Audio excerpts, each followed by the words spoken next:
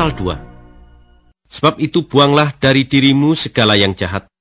Jangan lagi berdusta, dan jangan berpura-pura, jangan iri hati, dan jangan menghina orang lain. Hendaklah kalian menjadi seperti bayi yang baru lahir, selalu haus akan susu rohani yang murni. Dengan demikian kalian akan tumbuh dan diselamatkan.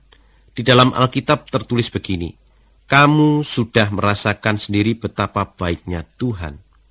Sebab itu, datanglah kepada Tuhan.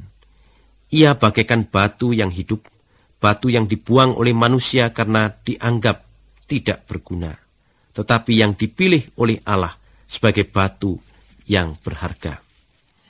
Kalian seperti batu-batu yang hidup, sebab itu hendaklah kalian mau dipakai untuk membangun rumah Allah yang rohani.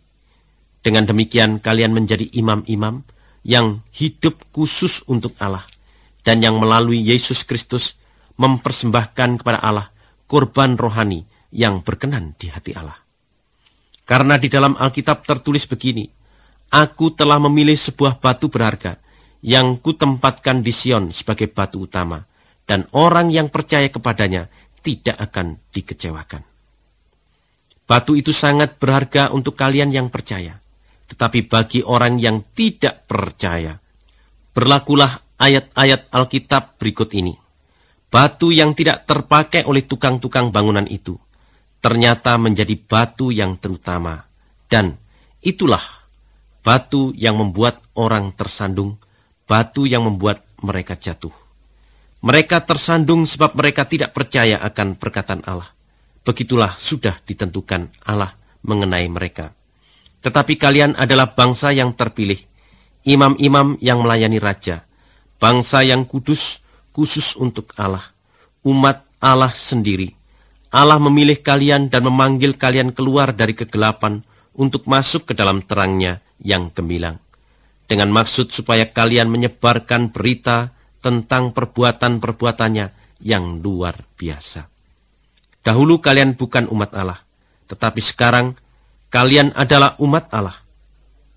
Dahulu kalian tidak dikasihani oleh Allah, tetapi sekarang kalian menerima belas kasihannya.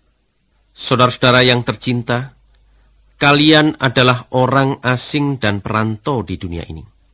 Sebab itu saya minta dengan sangat supaya kalian jangan menuruti hawa nafsu manusia yang selalu berperang melawan jiwa. Kelakuanmu di antara orang yang tidak mengenal Tuhan haruslah sangat baik, sehingga apabila mereka memfitnah kalian sebagai orang jahat, mereka toh harus mengakui perbuatanmu yang baik, sehingga mereka akan memuji Allah pada hari kedatangannya. Demi Tuhan, hendaklah kalian tunduk kepada setiap penguasa manusia, baik kepada kaisar yang menjadi penguasa yang terutama, maupun kepada gubernur yang ditunjuk oleh kaisar untuk menghukum orang yang berbuat jahat dan untuk menghormati orang yang berbuat baik.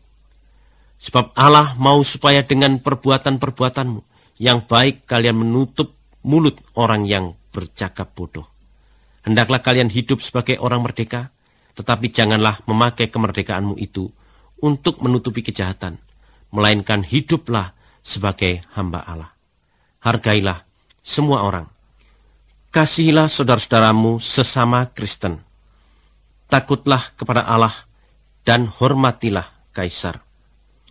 Saudara-saudara yang menjadi pelayan, tunduklah kepada majikanmu dengan sehormat-hormatnya.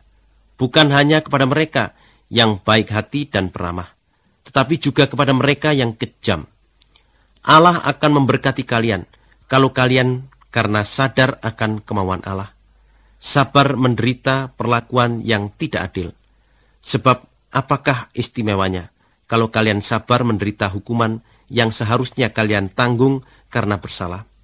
Tetapi kalau kalian dengan sabar menanggung penderitaan yang menimpamu karena berbuat yang benar, maka Allah akan memberkatimu. Untuk itulah Allah memanggilmu. Sebab Kristus sendiri sudah menderita untukmu, dan dengan itu Ia memberikan kepadamu suatu teladan, supaya kalian mengikuti jejaknya. Ia tidak pernah berbuat dosa, dan tidak pernah seorang pun mendengar Ia berdusta. Pada waktu Ia dicaci maki, Ia tidak membalas dengan caci maki. Sewaktu ia menderita, ia tidak mengancam. Ia hanya menyerahkan perkaranya kepada Allah, hakim yang adil itu. Kristus sendiri memikul dosa-dosa kita pada dirinya di atas kayu salib, supaya kita bebas dari kekuasaan dosa dan hidup menurut kemauan Allah. Luka-luka Kristuslah yang menyembuhkan kalian. Dahulu kalian seperti domba yang tersesat, tetapi sekarang kalian sudah dibawa kembali untuk mengikuti gembala dan pemelihara jiwamu.